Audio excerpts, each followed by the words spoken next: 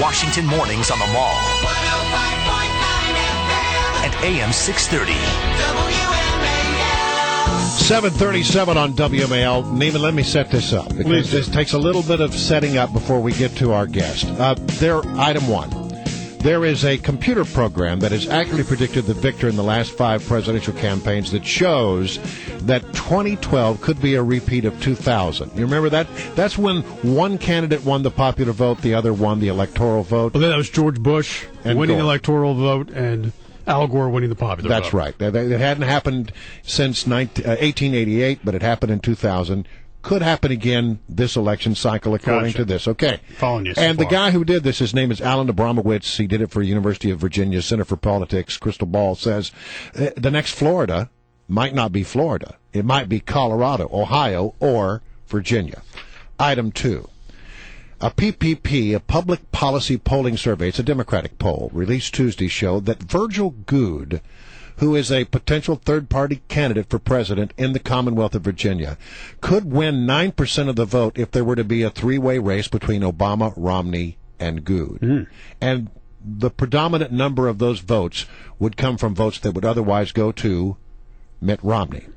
So if Virginia is the tipping point, and if the electoral outcome in Virginia is key to who wins the election, and Virgil Goode takes away votes from Mitt Romney, could Virgil Goode be the person who gives the election to Barack Obama? Virgil Goode is on the line now. Former Congressman Virgil Goode from the Commonwealth of Virginia. How are you this morning?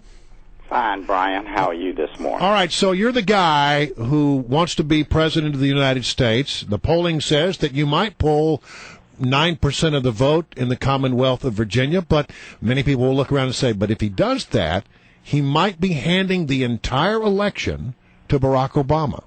How do you feel about that? Well, that poll isn't telling the whole story. I've been collecting petition signatures every day in Virginia, and we're working in other states too.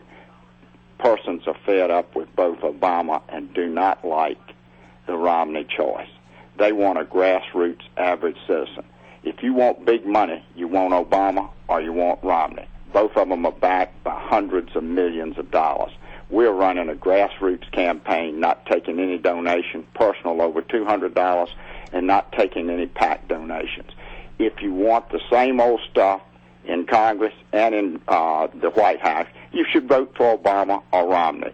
If you want grassroots citizens to once again have a voice in Washington, you should vote for Virgil Goode. And we're going to get votes from persons for Obama.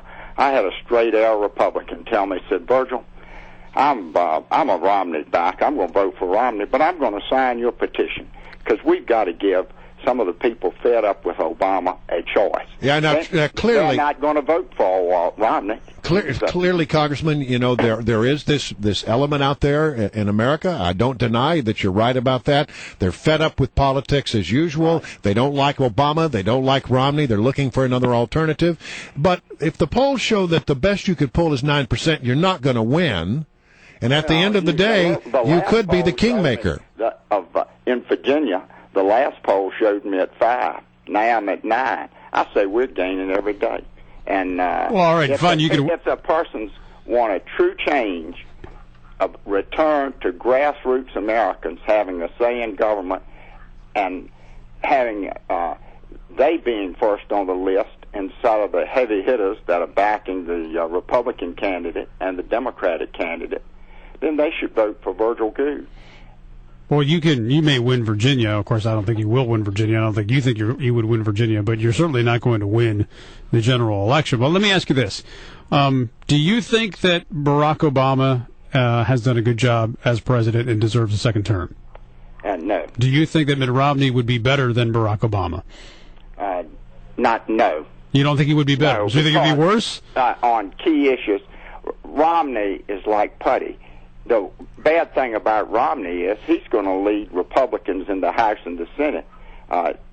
For example, on immigration, we need someone like me who wants to end illegal immigration and reduce legal immigration. I'm the only candidate for president that has called for a moratorium on most green card entrances to the United States. But and Romney doesn't agree with that position. Romney and Obama basically have the same position.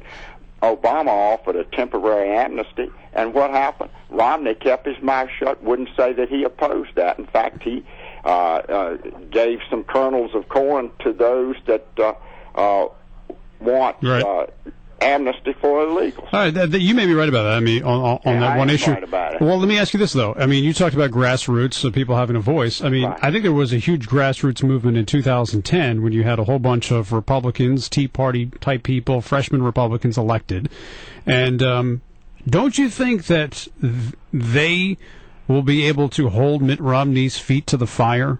Don't you think that if there's they will, because what happens when they get to Washington, the first thing the leadership tells them on both sides, and I was up there 12 years, I was a Democrat and a Republican. Right, you were. The leadership says, now, all right, gang, let's start raising money. You got to have the most money to win the next election. And so much of the focus is on the next election. And I support term limits. And there would be less focus on the next election and more focus on what's good for the country if we had term limits. All right, but do you honestly... Obama's not for term limits, and neither is Romney. All right, I am. And to have a Congress more responsive to the people and less responsive to big money, term limits would be an avenue to help the current situation considerably. Yet you ran several times. Correct, and I always voted for term limits when I was in the U.S. House. In 97 and 98, when... Well, that's not hypocritical to say you're for term limits, but you continue to run for office? No, you've got to have term limits across the board. It would be unfair to impose term limits on, say, Virginia, and then have people from New York being able to serve 30 years. All right. Let me ask you this. You need 10,000 signatures to get on the ballot. Can you get there? Where are you right now? You need to do that by August 24th. We've got more than 10,000 right now, but you've got to have a cushion. We want to turn in 17,000 or 18,000. So you think you can get on the ballot? In Virginia, yes, sir. And we're going to get on the ballot in a lot of other states. We're working right now in Iowa. We're working in Arkansas. We're working in Pennsylvania. We're working in Kentucky.